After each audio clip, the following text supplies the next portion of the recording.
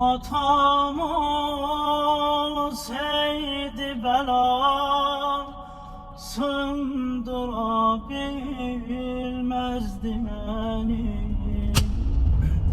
Atam olsaydı bela sındırabilmezdi beni.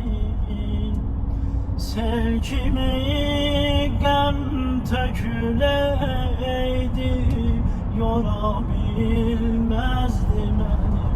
Korkumu kocada hiç kes vurabilmezdi beni. Ay ezadar yüreği parçalanan Zehra'yam, köyne yalta yarası gizli kalan